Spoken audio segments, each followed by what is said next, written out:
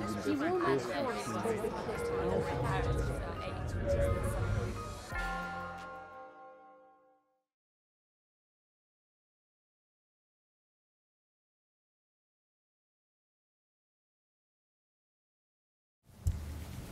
Thank you so much, all of you, for coming on this dreary Thursday afternoon. And we're all very glad to see you.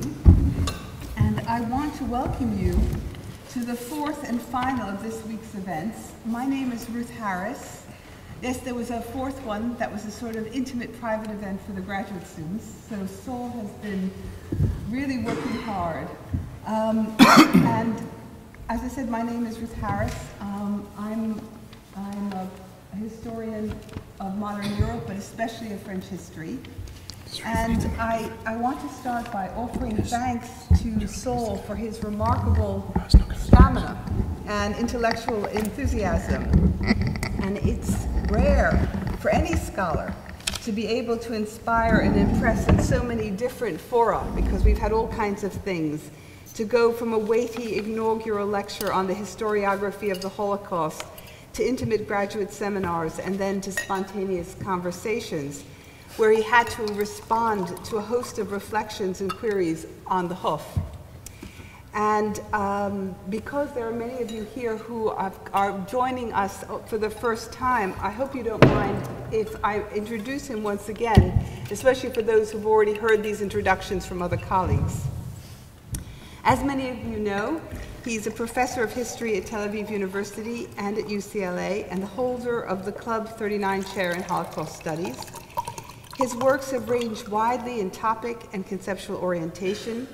To give just a few examples, he wrote on Pius XII and the Third Reich, on psychoanalysis and history, and he penned an extraordinary memoir, When Memory Comes, that I have to say had a big impact on me when I was a youngster. Describing his childhood and life in a Catholic boarding school in France during the occupation. He's crowned his historical career with a comprehensive 2-volume history on the persecution of the Jews, the second volume of which won the Pulitzer Prize in 2008. Now, this work was universally welcomed as a milestone for its rigor, fair-mindedness, and comprehensiveness, but it also astonished for the way it interwove individual testimony and personal meaning with the grisly facts of annihilation and cold policy making. What Saul showed was how historians can intervene with the most serious work and yet command a wide readership and influence public debate by making us feel as much as think. And if you've seen the book, it's this big. So to be able to read that like a novel on such a topic is something that most professional historians just dream about. His presence here this week has reminded me how much things have changed. When I first arrived in Oxford as a tutor in 1991, I think you'll be astonished to know that the Holocaust was somehow not really integrated into the undergraduate syllabus. I think this is extraordinary. And Dan Stone, who will talk first today, I wasn't going to say this, but hey, why not, was my first graduate student, and he couldn't find a supervisor. And he came to me, and they asked me to do it, and basically I had no expertise, and they asked me because I was Jewish. And that's a pretty shameful story. He wrote an extraordinary doctoral, and I had a choice whether to be insulted or to take on this very clever young man who clearly needed some help from somebody. He wrote his doctoral dissertation on the historiography of the Holocaust, and it was met with such incomprehension that some of the powers that be even wondered if it actually qualified as history and whether he should actually be moved out of our faculty. And we fought it, and he stayed in history. And that's a true story. That is why we are so grateful to the Blavatnik Family Foundation and the contribution of Lord Weidenfeld and the Institute for Strategic Dialogue for making these events possible. What Saul's work has done and what has shown us over the decades that he's been doing it is how the field of Holocaust studies has come of age. And I feel that I can honestly say that we too by integrating the perspectives which he has pioneered and the influences he's had on all these people sitting here, have also come of age a bit in our teaching and thinking about it, and even at Oxford, and that's really saying something. So today we have an excellent program, a mini workshop, in which 3 speakers will address various questions and issues in a series of 20-minute papers. And then we'll have a short break before Saul responds. I'm going to introduce now the speakers so that I don't have to introduce them one at a time, so you get an idea of what's on the program. The first is Dan Stone, and he's Professor of History at Royal Holloway, University of London, and an author of around, listen to this, 80 works on the philosophical and historiographical interpretation of the Holocaust, comparative genocide, history of anthropology, and the cultural history of the British Right. His most recent books include the Oxford Handbook of Post-War European History and Holocaust and Historical Methodology. But I cannot explain to you the extent to which the bare mention of these titles gives little sense of his provocative and thoughtful interventions in all areas of Holocaust studies since the 1990s, and when it was actually quite brave to say many of the things that he said. He will speak today on Saul's seminar contribution to the so-called memory boom. That's from his email to me, and I put it in inverted commas. I like that. In recent Holocaust historiography, and in particular, the ethical dimension that Saul has brought to such work.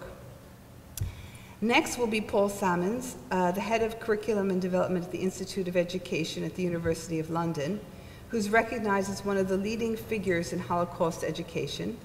And he created the Holocaust Education Service for students and teachers at the Imperial War Museum's permanent Holocaust exhibition, and has been a major figure in the International Holocaust Remembrance Organization.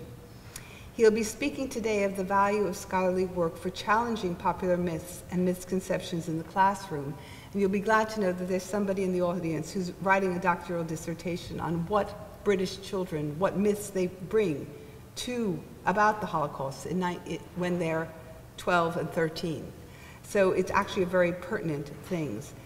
And I hope that you'll all have a chance during the break, when we're going to stop for tea before Saul responds, to look at some of the materials that he and his staff have brought with them for the occasion. And finally, I'd like to introduce Professor Mark Roseman, who was here yesterday as well. And he's come all the way from the Indiana University at Bloomington, where he's the Pat M. Glazer Chair in the Jewish Studies program and the Professor of History. Now, his work has ranged across a wide variety of topics in Holocaust survival and memory. He's worked on Nazi policy and perpetrators, the social impact of the war, and I want to mention two books that have had widespread impact, but also impact on me. He's the author of The Villa, the Lake, the Meeting, Wannsee, and the Final Solution, in which he used the newly discovered minutes of this notorious meeting to finally assess its significance for the Holocaust in a most rigorous and at the same time moving way. And his award-winning The Past in Hiding, which is a book that you should all get because it's as good as any detective story. It's a biography of Marianne Strauss, a Jewish resistor whose life story he used as an investigation into the nature of memory, authenticity, and truth. And today he has something very original to talk about, which is really saying something in this field. He will discuss how victims were experts and not merely sufferers, and not merely exemplars of emotional authenticity, and how they remain sources of inestimable knowledge. Okay.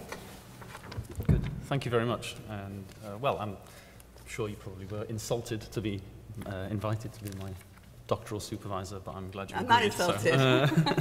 So, well, the last time I was in this room 20 years ago when I was doing my finals, and so I'm a little bit nervous. But well, I want to talk a bit about the so-called memory boom and how Saul's work has been part of the general interest in the phenomenon of memory in the last couple of decades, but has also, I think, brought dimensions to it that are different from many of the kind of the standard ways in which memory operates in popular culture. So I take it as a given that there has been what we might call a memory boom over the last 20 years, that we see this in Western societies I'm talking about. We see this in an obsession with commemoration, with rituals, with the heritage industry, the rise of so-called mislit, misery literature, autobiographies where the most successful will be those that can author how dreadful their own childhoods were, especially if they involve some kind of abuse, which is then they'll be particularly significant. So why has this happened? At the same time, scholars in all disciplines, from neuroscience to social theory to history, have all become interested, not to say obsessed, with memory. The question is why. I don't think this pertains in non-Western societies, not to the same extent anyway. Why should this be the case? And there are some, I suppose, more or less nostalgic answers to that question. So the famous one that comes from Pierre Nora, the French historian, is to say that we've become obsessed with lieux de mémoire, or sites of memory, places of pilgrimage and so on, memorials, because we no longer live in milieu de mémoire. We don't live in realms of memory. But our society's become so fractured, time moves so fast, we no longer live in stable communities and so on. We no longer live in stable religious groups and so on, that we create these replica forms of memory for ourselves. I think that's probably got some truth to it, but I don't find it entirely persuasive, because it seems to me to neglect some of the truths of what the pre-modern past was actually like. I think the answer as to why we've become obsessed with memory has more to do with some of the, on the face of it, more pernicious aspects of contemporary society. So the onset of consumer culture, the onset of individualism, the promotion of heritage. But there are also, I think, some good reasons as well why we've become interested in memory. The rediscovery, I think from a historian's point of view. 100 years ago, history meant the study of nations, it meant diplomatic history, and now we have a much more democratic understanding of what history is. So think of the rediscovery, if you like, of ordinary people, history from below, the history of everyday life, the notion that ordinary people's stories are just as important and can tell us something in the same way that the histories of nation building or of diplomatic history or military triumphs also can. So this rise, whatever the explanation, there is now an obsession, I think, with memory that is going on in popular culture and in scholarly culture too. That's my starting point, because I think it's probably fair to say that no one has done more to promote an interest in the study of memory from a scholarly perspective than Saul has. I think that's obviously the case with the book that Ruth already mentioned, When Memory Comes, which is, as Ruth says, a rather extraordinary book, and I give it to my students, not least because I want them to challenge Hilberg's claim that all testimonies are the same, and this is certainly not the case. But there are plenty of other reasons too. But Saul is also one of the founder members of the journal History and Memory, which is now going strong in, I don't know, about its 20th year and more.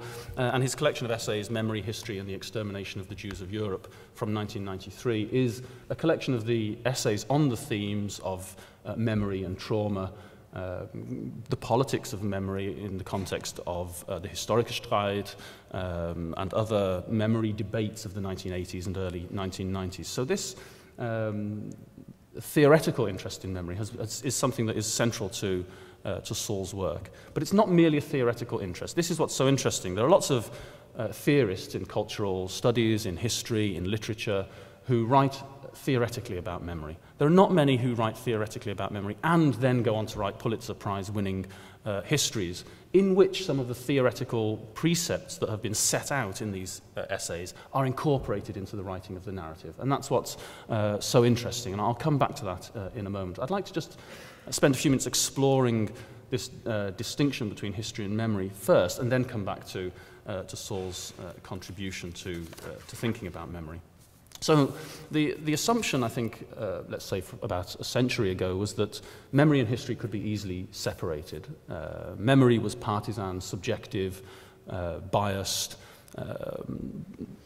history was scientific, objective, careful.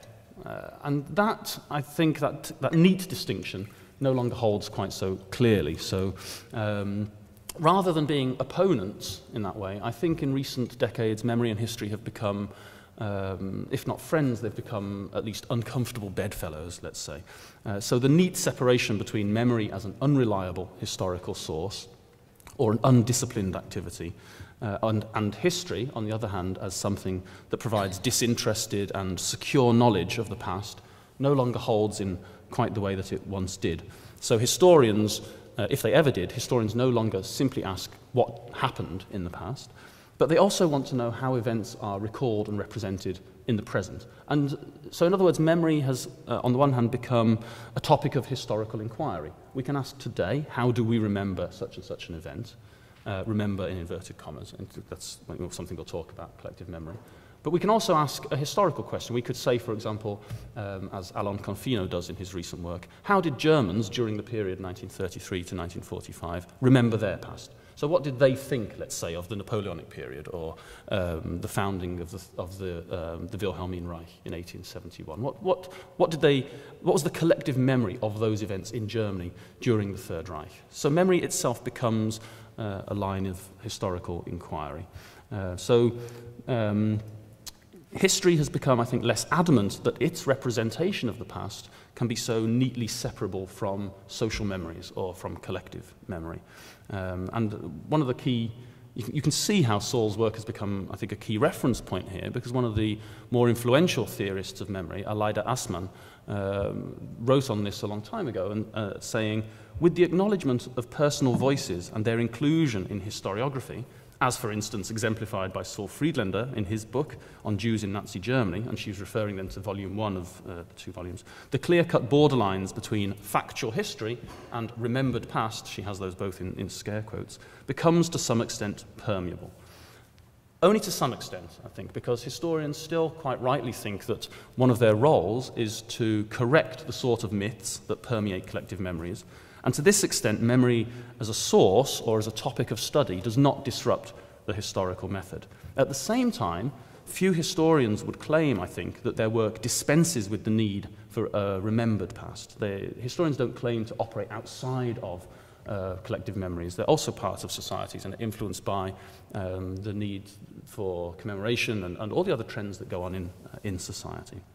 So, while memory is indispensable as a view from the inside, writes Aleida Assmann, for evaluating the events of the past and for creating an ethical stance, history is also needed as a view from the outside to scrutinize and verify the remembered events. So the two in a kind of uncomfortable relation. So this separation is not so easily upheld, I think. Or rather, it's one that we need perhaps to maintain to some extent artificially. The two do blend into one another, but we need to try and hold on to this separation between history and memory as well. With respect to history, as I said, I think it's clear that historians, of course, are not immune from their social and cultural contexts. So the questions they ask, and to some extent even the answers they provide, may well be as influenced by collective memories as by their commitment to professional methodologies. History isn't only an antidote to power and to mythologies of nations or faiths or other group identities. It also contributes to establishing and sustaining identities so that there's no clear dividing line between good, that's to say disinterested scientific history, and bad, that's to say partisan, committed, subjective memory. Then there's the added complication, which I think occurs in a different register from the one in which historians usually operate, of testimony. And here, this is very important, again, to Saul's work. And I know that in volume 2 of the book, Saul relies on diaries, and not testimonies in the sense of works written after the event. But I think the same applies to some extent here, that testimonies, much like the diaries written by the victims of the Holocaust, are often regarded by scholars as being outside of the realm of ordinary sources. There's something different about them.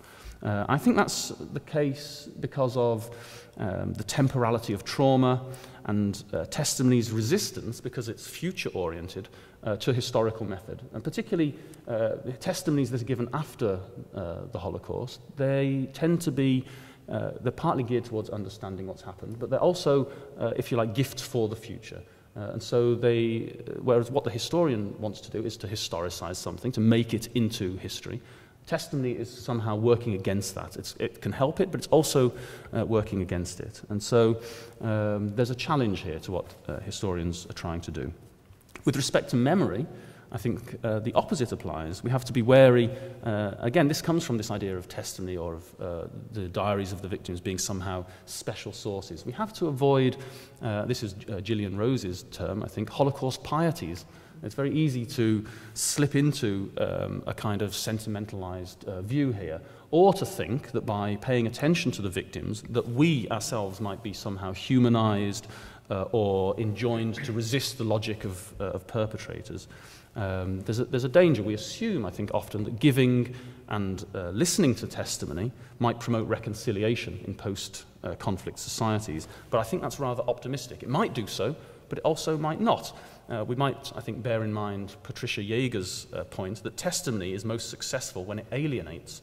And we should also bear in mind the possibility that, as well as promoting cohesion through remembrance, the politics of memory, possibly including also scholarly discussions of memory, might also lead to the perpetual remobilization of antagonism and conflict as old grievances are given a new lease of life. So examples could come from many societies across the globe, all very different. For example, contemporary Lithuania, Rwanda, Guatemala, Spain. In the latter case, we might argue that the ongoing process at the moment of digging up the graves of Francoist repression, if we can use that term, is even in the face of government opposition, is somehow a signal of the entrenchment of democracy in Spain. In Rwanda, we might suggest the opposite, that the process is being upheld by stringent and very enthusiastically applied laws against what Kagame's government calls divisionism and promoting genocidal ideology. I've got friends who work on Rwanda who I think will no longer be able to go back there because they're accused of precisely these things. So they've become persona non grata precisely for supposedly promoting divisionism in Rwandan society. This is a point that Dirk Moses makes when he says that memory can sometimes serve what he calls the terror of history. And this is similar to Jens Meyer-Henrich's notion of what he calls lawfare in the context of post-genocide Rwanda, where he argues the Gacaca trials for relatively minor genocidaires in Rwanda have served not so much to, or only partly to promote justice, but just as much to entrench the Kagame government's view of the world and his increasingly authoritarian control. So we have to be careful of assuming that paying attention to memory will somehow lead to reconciliation. It can also promote conflict, and that's why history, I think, also remains important. So I've raised some of these issues to do with the pitfalls as well as the promises of thinking about memory, in order to, in a way, to highlight Saul's achievement in The Years of Extermination, because that is a book that I think, as we've already heard, probably is an extremely ethically committed book, and it's one of the few books, I think, that manages to bring together some of these concerns of memory and history. I think Saul's concerns in the theoretical arguments from the 1980s was always that, was to worry that a historicization of the Holocaust would come at the expense of the memory of the victims. That if the Holocaust was made into history and just became an ordinary part of the past like any other event, then the incredibly powerful and perpetually living memories of that event, not just for survivors, but for their descendants and for society at large, we might hope, would somehow dissipate. And what I think the achievement of the years of extermination is, and I've written about this elsewhere, is to provide a kind of practical reconciliation between memory and history. So on the one hand, it is a historicization of the Holocaust, but it's not the historicization of the Holocaust that somebody like Martin Broszat would have wanted, one that was purely objective and dispassionate. It is those things, but I think what Saul feared was that turning the Third Reich into history would somehow leave out the Holocaust. It could only be done that way. Whereas what the years of extermination shows is that one can historicize the Holocaust while still upholding the significance of its memory. And I think that that's what Saul wanted to do in that book. There are, of course, some criticisms, and both of the use of the diaries and not testimonies, for example, and there are criticisms of the particular use of those diaries. So Amos Goldberg, for example, argues that the Jewish victims, where they appear in Saul's book, appear as voices. So these voices crop up in the book. But the perpetrators and the bystanders, by contrast, appear as full-fledged historical actors.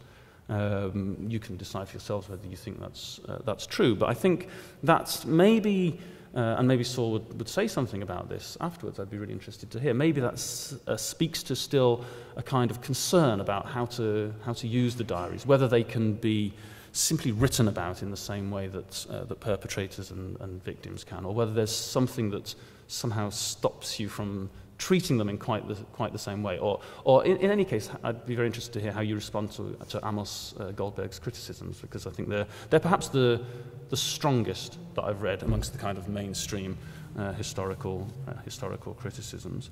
What I want to try to end by saying that I think that the years of extermination exemplifies then some of these issues. All these big problems of memory in contemporary society are kind of brought together in the years of extermination. So on the one hand, we see a concern for the fates of individuals, an argument which I think is implicit in the years of extermination, but explicit in these theoretical writings, that the Holocaust has not yet passed into history, that it remains living history, and a fear related to that point that historicizing the Holocaust will somehow normalize it, whatever that means, make it just another terrible event that happened in the past. On the other hand, I think that the years of extermination, where it's successful, is in bringing about a historicization of the Holocaust that still maintains the Holocaust status as a transformative event. No book is the last word on any subject, but I think Saul's 2 volumes on Nazi Germany and the Jews has brought about a situation where one can no longer write about the normal aspects of the Third Reich in the way that people like Broszat and Peukert and others used to talk about the normal aspects of the Third Reich. Not because one can only write about the normal aspects side by side with the abnormal ones, but because there were no normal aspects to the Third Reich. I think this is the point now, that the historians such as Michael Wild, Peter Longerich, Thomas Kuhner, Mark, and others have shown that what appear to be the ostensibly ordinary aspects of society in the Third Reich were intimately bound up with the creation of the Volksgemeinschaft, the racial community, and went hand in hand with the murder of the Jews. The normality of the Aryan community could only exist by virtue of the fact that the Jews were being persecuted. So the Holocaust, I think Saul shows us, can be written about as history whilst also remaining sensitive to issues of memory. So this approach, this attempt to write history and maintain the status of memory, might come at a certain cost. So, for example, the book is strongly intentionalist in its argument. There's little mention of Nazism's other victims or recent scholarly debates concerning the wider context of post-1918 European violence, for example, as a way of explaining where Nazism comes from. But, as I said, I think it provides the closest practical reconciliation between memory and history that has yet been written on the events that we've come to know as the Holocaust. Thanks.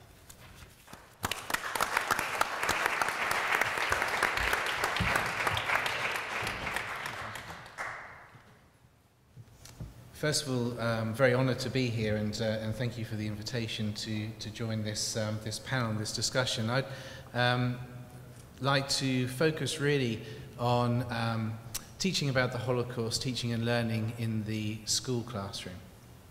And particularly to think about how if Saul Friedlander has created to some extent a new way of writing about the Holocaust, a new kind of historiography, does that also have implications for the classroom? Do we need to begin to think about a new kind of pedagogy for teaching and learning about the Holocaust in schools also?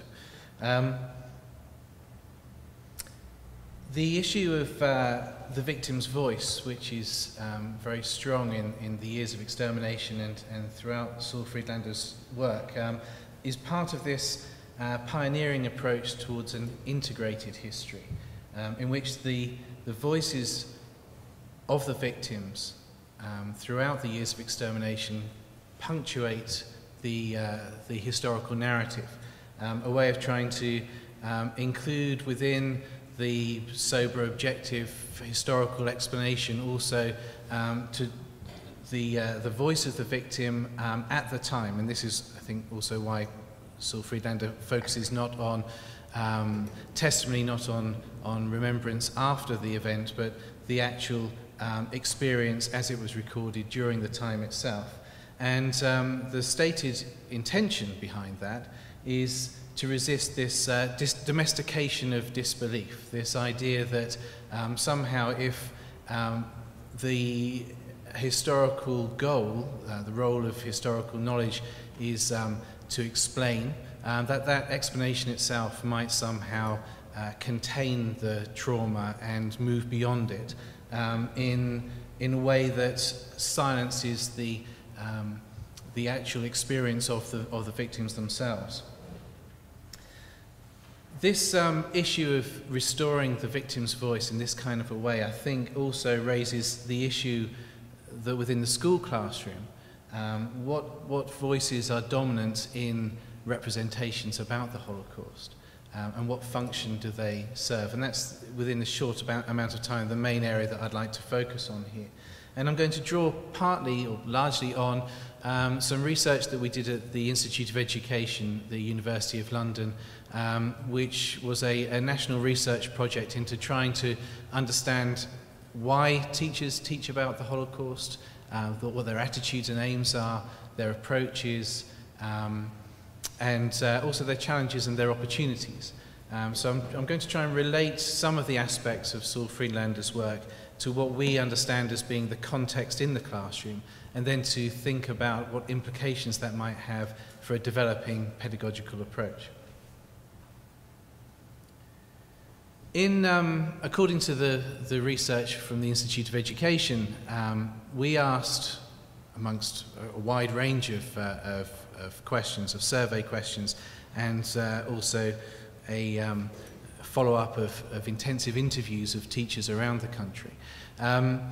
We were interested in finding out what were the kind of dominant themes or topics that teachers taught about.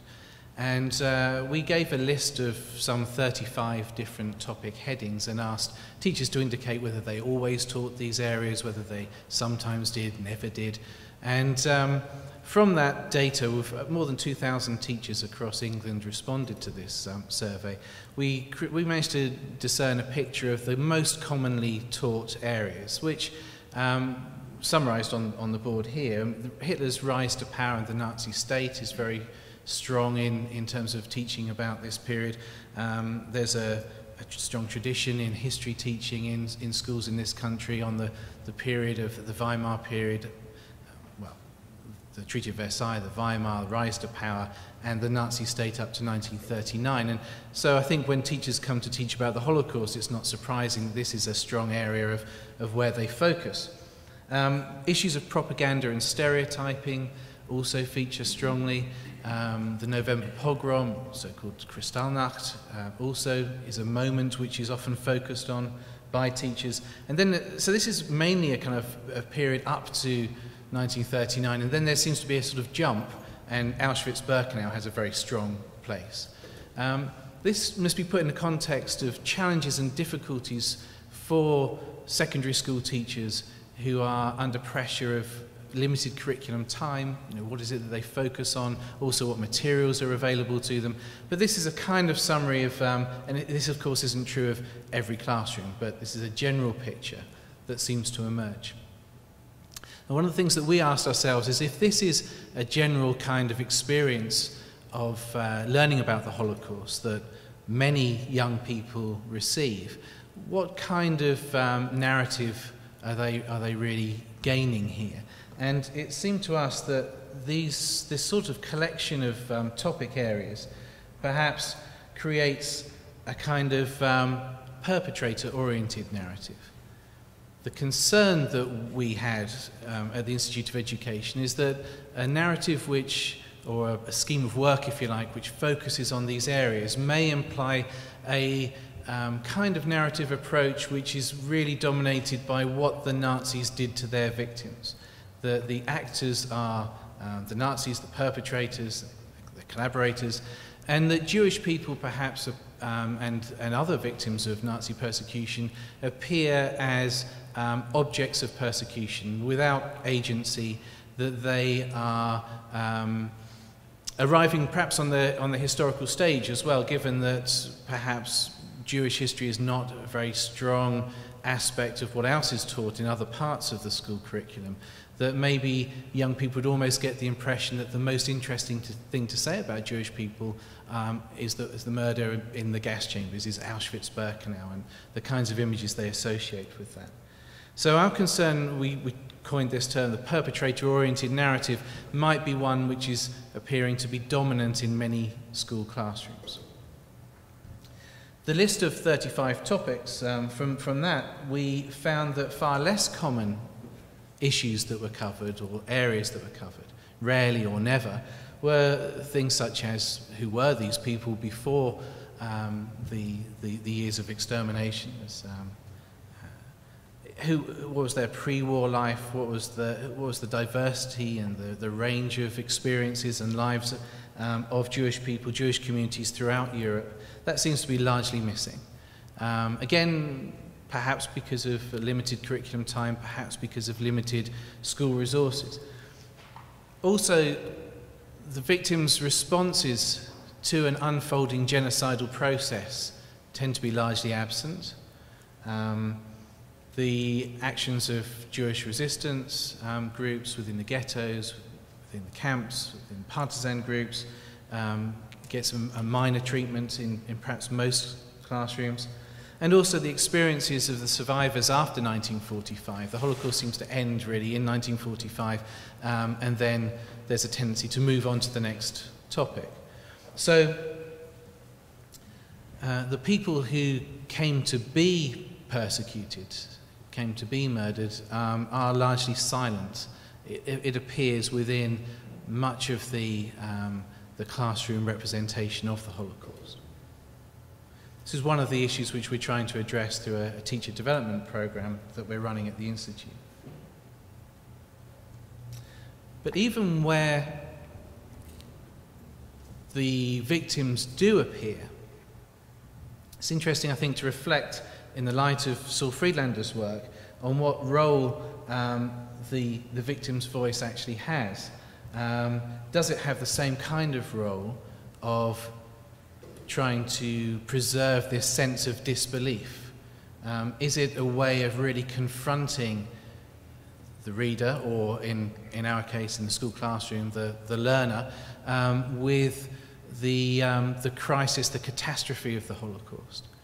And it seems to me that maybe even where the victim's voice does appear, where it is integrated, it perhaps serves a different kind of function, and one that maybe as classroom teachers we should be reflecting on. Rather than sort of preserving the so-called initial sense of disbelief, there's a tendency, I think, in using the experiences and the voices of the victims in the classroom to really create cathartic moments or redemptive narratives. And I think that's quite different to what Saul Friedlander is doing in the years of extermination, for example. It tends to be that where the victim's voice is heard, it's an important counterweight to this perpetrator-oriented narrative, and it's a strength of the school classroom where agency is restored to the victims, but still it tends to be restored in a way that creates a kind of heroic narrative, perhaps. And there's been a tendency, I think, over the years to focus on examples of Jewish responses, which almost whatever that response is becomes a form of resistance. It's this effort to overcome a misconception, a myth that the Jewish people were a kind of homogeneous mass and that they were passive. And so, in one sense, it's a strength. It does confront that myth, but maybe to the degree where every example of everything that people did was somehow some form of resistance, whether that was so-called armed resistance or spiritual resistance.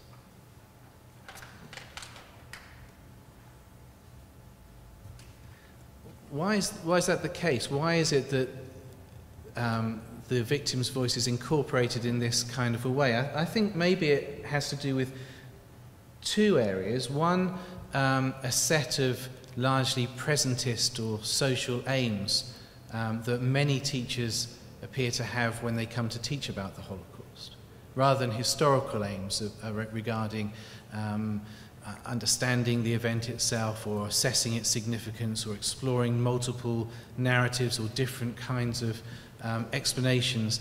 That the research that we did tends to show, again, this is not true of every teacher, but a strong tendency towards social or presentist aims. And another aspect which might help to explain this use of the victim's voice is maybe something to do with the culture of the school classroom as well, which perhaps has some organisational difficulties in how we deal and explore so-called difficult knowledge. It might have to do with a feeling that we need to resolve complex problems and difficult knowledge and create a kind of ending, a closure, and then move on to the next pages of the textbook or the next topic. And in this, redemptive narratives obviously fulfill a certain function there, bringing about a kind of catharsis, allowing some kind of closure. And again, I think one of the values of Saul Friedlander's work and others working in a similar direction is maybe to question whether we should really be trying to bring about that kind of closure, that tidy ending, that kind of redemptive narrative. The kind of presentist aims that I'm referring to, I think as Yehuda Bauer described the Holocaust as a kind of ruling symbol of our times, the way that the Holocaust has been used and appropriated as a kind of vehicle to many different, widely differing ends, different kinds of social agendas are kind of hitched to motifs of the Holocaust and images. The Holocaust almost becomes a rhetorical device sometimes, a kind of metaphor. And instead of confronting the catastrophe that the Holocaust represents for European and Western civilization, maybe there's a rush to fill that void with meaning, with conclusions that, again, bring about a kind of cathartic end. And the problem in the classroom with that, I think, is that, again, particularly with limited amount of curriculum time, it can have the effect of shaping and shading the past, removing the kind of complexity, and oversimplifying what should remain a complex and troubling event. And in that sense, doing even more so than I think Saul Friedlander's critique of an academic historical approach which domesticates disbelief, this is exacerbated in the classroom setting, where there isn't even perhaps the scope to go into the complexity of that explanation, but really rests on the so-called meaning that we can draw from the lessons from the Holocaust, as it's often put.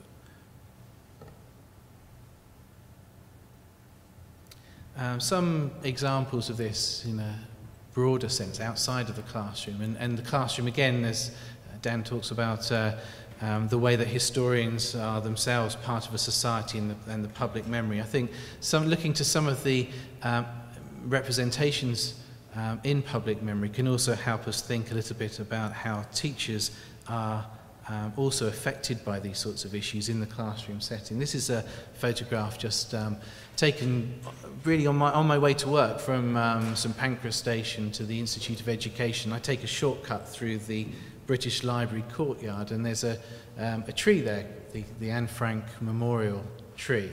And what I was interested in as I was passing one day was the dedication that's written there, which is to commemorate Anna Frank and all the children killed in wars and conflicts in this century.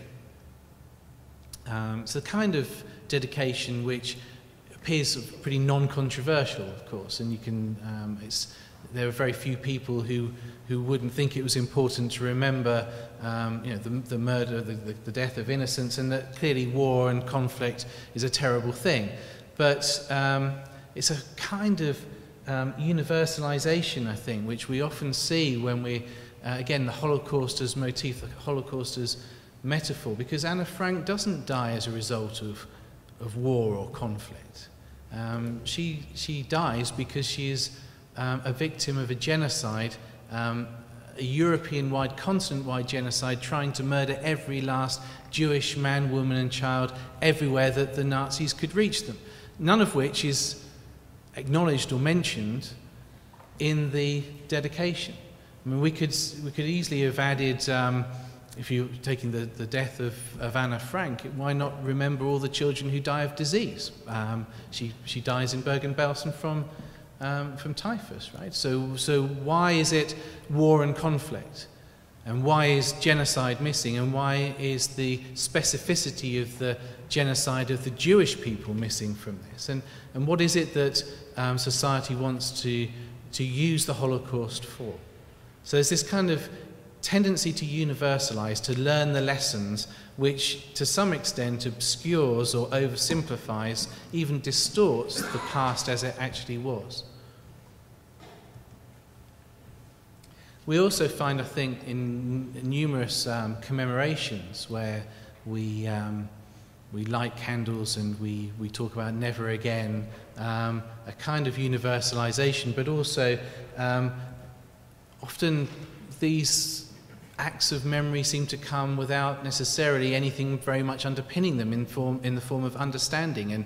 And what use is memory then? What use is acts of commemoration when we haven't necessarily really studied or tried to explore and understand the complexity of the event itself? It seems to me that then these things may rest on rather shallow or weak foundations. We also have within our culture many representations of this past which may be said to distort the past. This is a still from, or advertising from the film The Boy in the Striped Pajamas. The book is a very popular book in schools across the country now in England.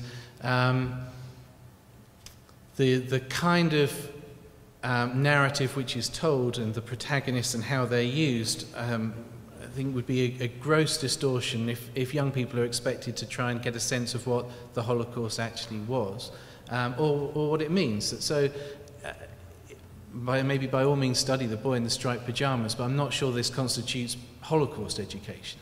And this is just one example. So this kind of oversimplification of the past based on easy moral lessons tends to oversimplify the complexity of the Holocaust, and perhaps does a disservice to our young people in terms of really giving them the opportunity to confront and to try and understand how it was that not very long ago, not very far away from where they live, everywhere across Europe, people became complicit in the murder of their Jewish neighbours and in the persecution and murderous policies of many other groups also.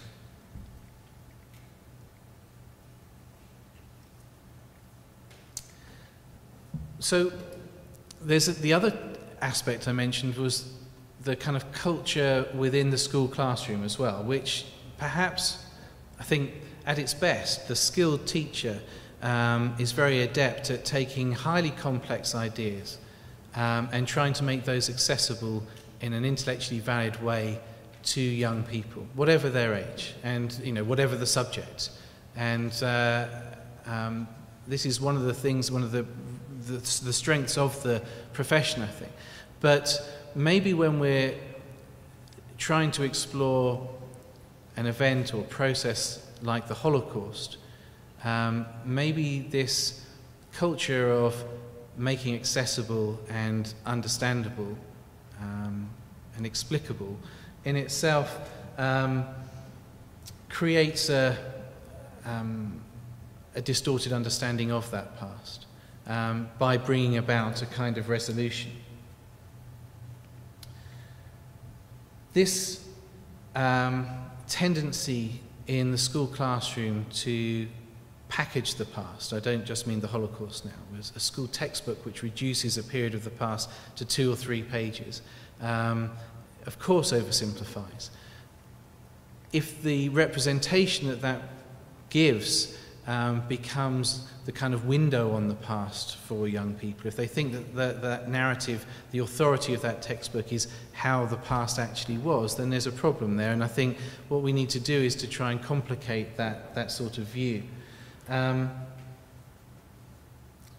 The organisation of the school classroom, which places the teacher as the authoritative voice, which is expected to help young people to make meaning, and which tends to, again, close a topic, whether that's history or another subject, and then move on to the next part. I think the work of Saul Friedlander and others resists this impulse and resists this kind of attempt to bring closure. So in the classroom, maybe what we need is to try and restore some of the complexity to the past, not to settle through these sorts of easy moral lessons, not by telling young people what this means, what should actually remain unsettling. As soon as we provide meaning, as soon as we fill that space with meaning, the reason why people want that is because they don't have to think about it anymore. Right? Once you've been told what it means, you can move on, you can move away from it. So I think there should be a reorientation there, and the teacher's role should not be to use the past to draw lessons from it, and should not be to make sense of the past for young people. The starting point shouldn't be the presentist aims, the social ends, the lessons that we feel a need to inculcate. Rather, the starting point should be the genuine questions that the young people bring as they encounter this past, the things which trouble them, the things which cause a dissonance, a cognitive dissonance. And if our starting point are the questions that the young people bring, then the role ought to be to facilitate their exploration of that complex past, to try and grasp, to try and struggle for an understanding. And the more complex their understanding is, the less likely they are to make banal, simple, oversimplified conclusions. But in order to do that, we need also to make this position of uncertainty more legitimate within the classroom and help teachers to feel comfortable with a role where their authoritative voice, if you like, is deliberately undermined. They should resist being that voice and instead become a facilitator or collaborator with young people in trying to understand as best that they can, particularly as I think that would be more true to how most teachers actually feel. This isn't because the reason why teachers perhaps don't take this role isn't because they have certainty. Often they don't feel the certainty which they're sort of expected to give. It's an untrue, that degree of certainty is both untrue to the past, to the complexity of the past, and untrue to how most teachers genuinely feel. Many of us are deeply troubled, and more so the deeper we go into our understanding. So just to draw this to a close, I think this also speaks to a long-standing debate within history education in British schools, which is this kind of, I'm oversimplifying it here, but a kind of a struggle between a narrative approach to school history and a more disciplinary approach to school history. The narrative approach used to be the kind of grand narrative of telling the story of so-called great men and heroes and the lessons again from the past, that the values which should be young people should be inducted into. Today, I think, although that's been largely given up, you could see some approaches to teaching about the Holocaust as still fitting within this kind of framework, that the narrative of the past is there to be transmitted as a body of knowledge upon which certain meanings and values are attached. And the purpose of transmitting that body of knowledge is to help shape and shade young people's thinking. So it's about what we know and what we know that means. Whereas the disciplinary approach, I think, is a more tentative and more cautious, maybe more modest, but also more ambitious kind of approach in the school classroom.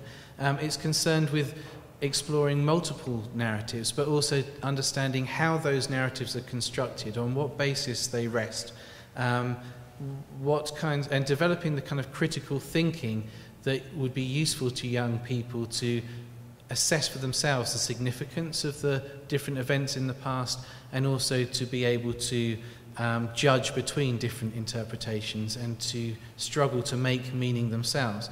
And this is what I think is the only way, really, the final sort of thought on this. One of the reasons why I think we need to teach about the Holocaust in the classroom is returning to that issue of the way that the Holocaust is used, is appropriated, is misused. The claims that so many different groups and individuals make about the present through reference to the Holocaust makes it essential to young people's educational literacy that they not only know about the Holocaust itself and are given access to the body of knowledge, if you like, but also that they're given the kind of critical thinking skills and critical framework by which to judge the kinds of claims that are made, that they're able to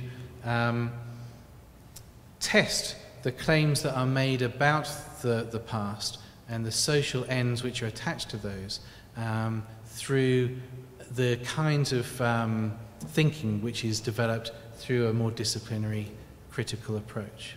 Thank you.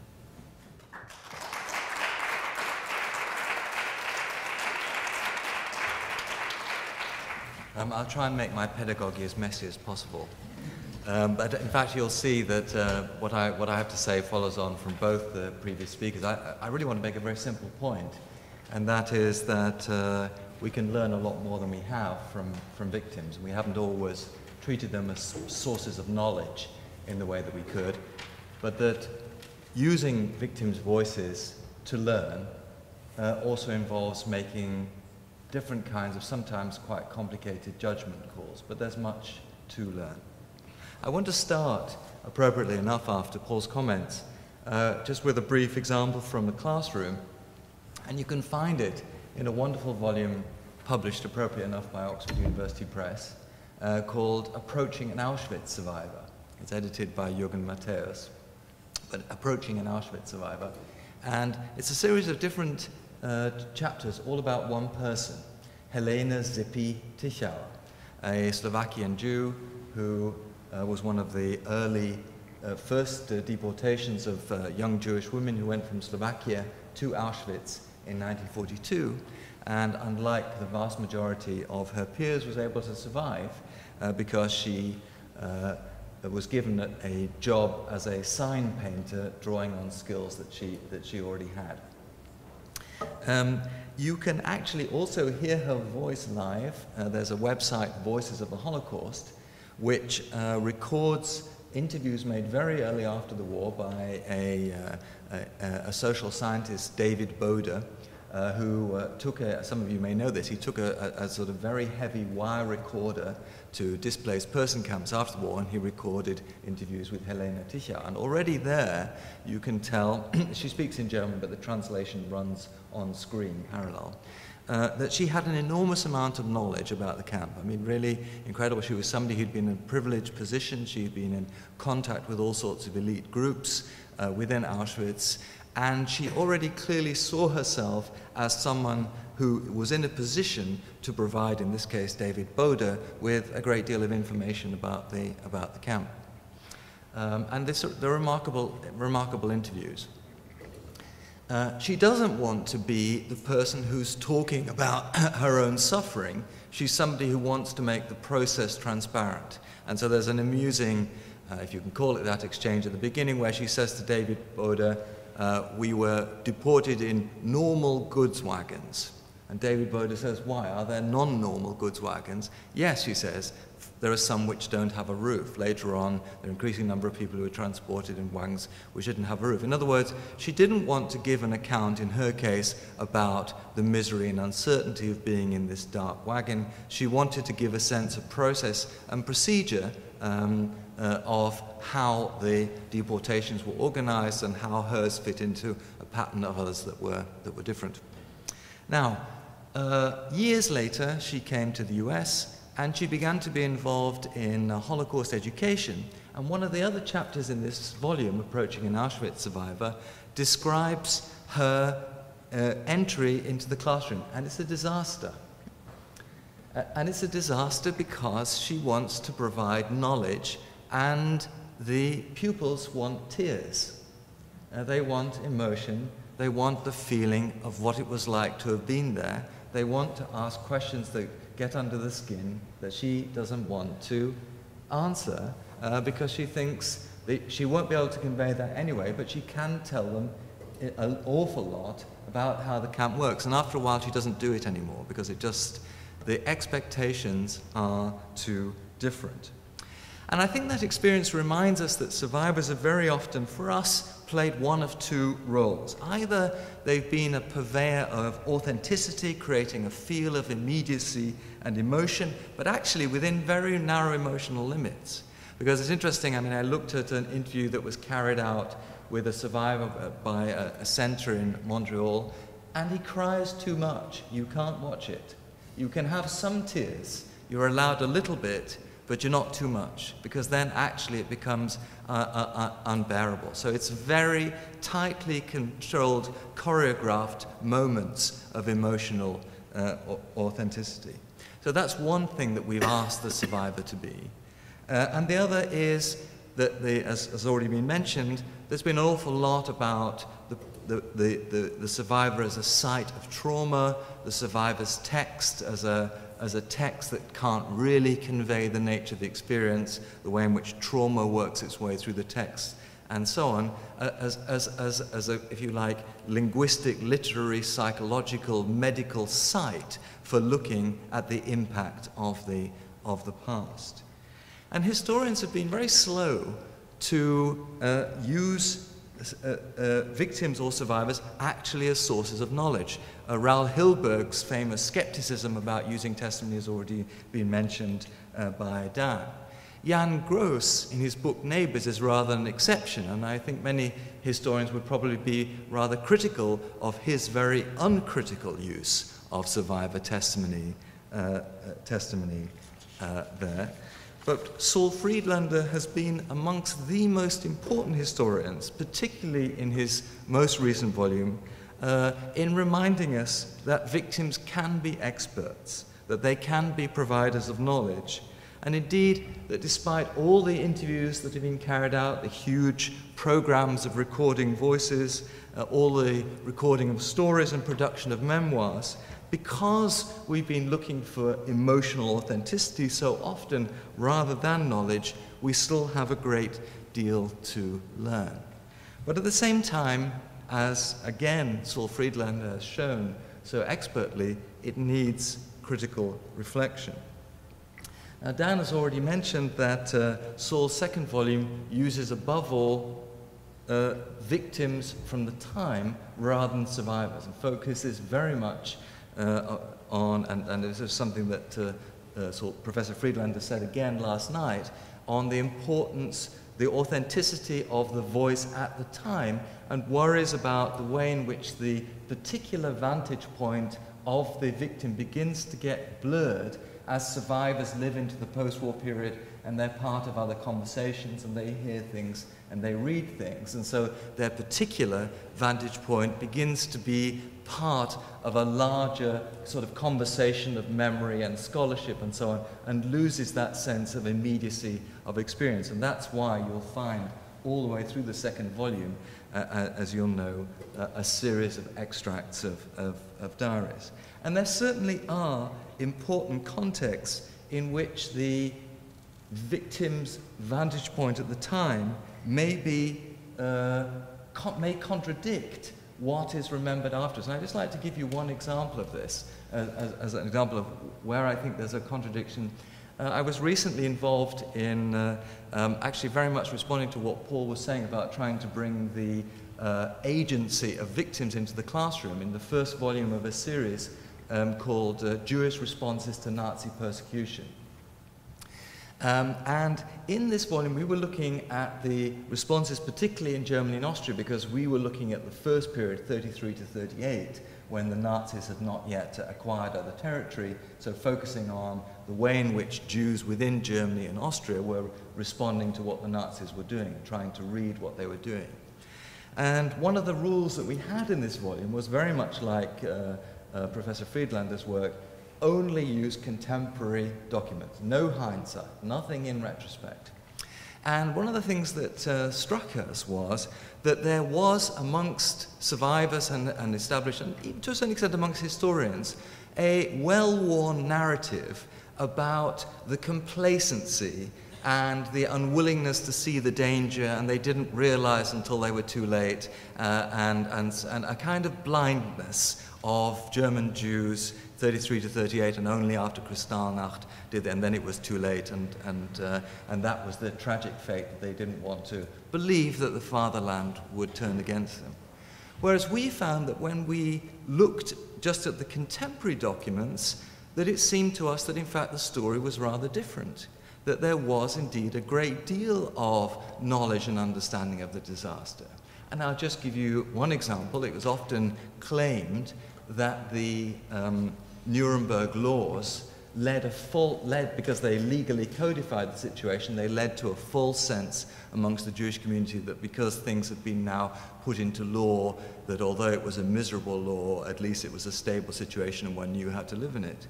Just after that, the Reich Association of German Jews working group produces its kind of tasks for the years ahead, and they say in black and white, the vast majority of our young people will have to seek their futures abroad, and that will be the focus of our energy.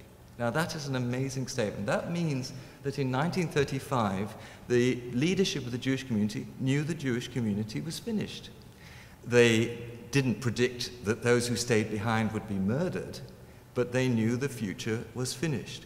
Now, that's then interesting as how this narrative of complacency, of course there's a difference between leadership and followers, but what we realized was, first of all, one has to read the documents of the time carefully.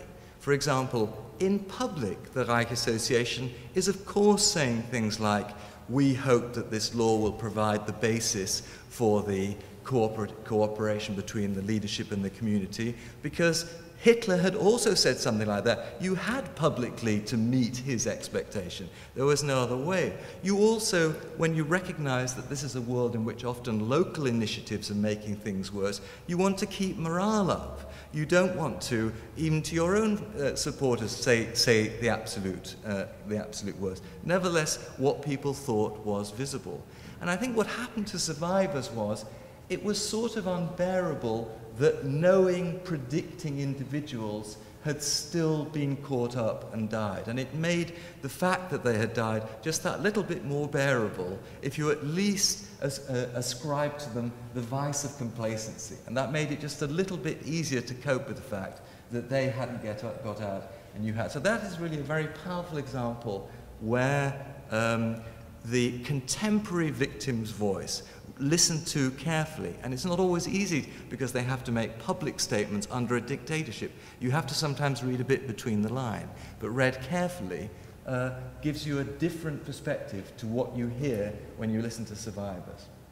But there are other examples, and I'd like to recommend another book, and that's Christopher Browning's recent book about the Starachowice labor camp, where he that is an area, there's a whole sector of labor camps in Poland and in territories that had been Poland that were annexed into Germany, where the policy documents produced by the Nazis making those camps work have been lost. They've been destroyed. So we just don't have a set of documents as we do for many other areas. And as you know, this is the best documented genocide in history. But there are still areas where we just don't have the documents. And there, what Browning argues is that the voices of the victims provide the vital substitute for those policy documents that we don't have. Now, Browning, because there isn't that much produced at the time, we don't have contemporary diaries written in the camp, he has to rely on survivors. And what he says is that if you look at the different points of time at which people recorded their testimony, immediately after the war, then in various trials in the 1950s and 1960s, and then in the interview projects run by the University of Yale and by the Spielberg, the Shoah Foundation, actually what people say is remarkably consistent. And there I think he makes a very coherent case for the knowledge that we can derive from memory, and not just from contemporary testimony. Now, there are certain caveats. One of the things that he does is he uses, and Dan referred to this term, collective memory. In other words, he says you're not just listening to one person, you're not just listening to two, you're listening to a whole group of voices, and it's you learn to think, well, perhaps the outliers in the group might not have it right, but where people are reinforcing each other, where they're saying similar things, then you can perhaps have some confidence that this is some sense of how it was. And since there's this continuity between the different moments of interview, that may also give some confidence. And I think one rule of thumb we might want to apply then as to when we think that the contemporary voice is the one that we must listen to, and where we think that the survivor might help us as much, particularly if we don't have the contemporary voice, is where we're describing events and processes, the seminal events or the big structures that people encounter or walk into. There, people's memories are often very strong, and they maintain the image of the time. Where we're talking about identity or knowledge or experience, in other words, what did you think? What did you feel? What did you imagine was going to happen? Those things which are about your vantage point at a particular moment, there, and this is what Professor Friedlander does, there we want the contemporary perspective, because there we're very conscious that over time, of course people's understanding afterwards changes. Of course when you've come out the other end and you look back, your sense of what this thing is. And of course, you can no longer have that disbelief quite, although we all still have it at some measure, because it's a fact, you've seen it, and the rest of your relatives have not returned, and that is a fact that you have to live. There's nothing there to disbelieve.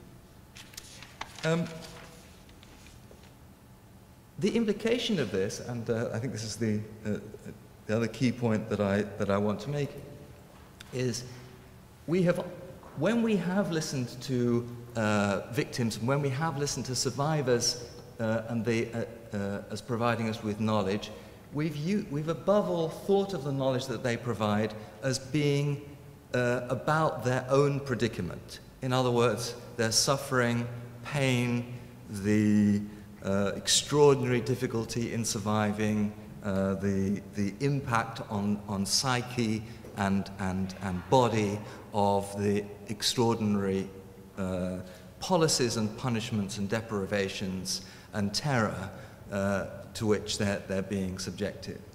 But I think that there are still more possibilities, but we've already started doing this, actually to use the victim and the survivor to tell us about key elements of the system outside of themselves. And Christopher Browning's using them to tell us about the camp and how a camp works is one example. But it's not just about where are there no documents, it's also about when we have documents, but the documents lie. For example, you would think, if you read Nazi official documents, that everything was being done by the book, that it was being done for the Reich, that all the goods were not going into the individual enrichment of particular people involved, but was being collected and used for the welfare of the German people. Himmler says this very publicly. Posen talks about how we would pursue vigorously all those who offended against this. And indeed, for a long time, there was a view amongst German historians that this was a kind of very bureaucratic process in which people did their duty, responsibilities were divided, and effectively, in a totalitarian system, people just did their bit, what they were told to do, and tragically what they were told to do was an awful thing, but they followed orders and that was it. The victims are the ones who, and if one had listened from the very beginning, one would have known this from the very beginning, are the ones who told us, no, it's not like that at all. There's a credible corruption. Corruption from the very start, from the upright German civil servants who come and tell you what it is they want before the rest is handed over. There's enormous willfulness. People using moments to add an extra bit of sadism, to come up with ideas of their own, to go beyond the instruction, to bring an extra bit of maliciousness, an extra bit of cruelty. The victim stories told us how much buy-in, how much agency, how much leeway, but also how much variation there was in individual moments of encounter between those who were supposedly just following orders. And that means that the victims' observations, when we started listening to them, transformed our sense of what it was to participate. Now, of course, there are still challenges here, because it doesn't mean that these people, if there had been no orders, would have done the same. They wouldn't. It's not about people who were making up terror games on their own without an order, but it is about how, in a climate that's defined a group as the target of a policy of destruction, then begin to fill out that space with their own emotional games. And I think there's still much that we haven't listened to, and I'll just give you one example, and then I'm going to finish. One of the things that I think we haven't paid attention to enough is a great many observers who have some kind of protracted experience encountering with their Nazi counterparts. For example, those who are in somewhat privileged positions in camps and therefore have some interaction with overseers or capos or guards, or those who are in working situations and are interacting with the German foremen who are directing them, or those who are in council, ghetto council administrations, and therefore having to deal with the German side who are giving them instructions. One thing that a lot talk about is how, when they encounter their counterparts as individuals, they behave in one way, but when their counterparts are part of a larger group or are being observed by other members of the other side, they behave in a different way. In other words, the official whom you encounter one-to-one might be relatively decent, but as soon as he's in a group of German officials, he's behaving in a different way. Or there's the interaction with a guard, which might have a certain humanity, but when that guard is seen with others, there's nothing of that. So in other words, there's a sense of role play, of getting into character, of performance, and that kind of observation about performance and role play, I think, is something that we have not systematically assembled. So again, there's an area where there's knowledge to be gained through listening to the victims. Now, of course, there are limits to what the victim can understand of a system where they can't see the instructions behind those who are dealing with them, and they can't see and also it's very hard to even imagine any kind of humanity behind somebody who's treating you. We won't be able to learn everything from the victim, but looked at carefully, reflected on carefully, choosing the areas that we think we might illuminate. It's time, and I think Saul Friedlander has given us the invitation to do this, to return to victims and survivors not as sites of suffering and authenticity, but as providers of knowledge, of important knowledge about how this monstrous process worked. So thank you very much.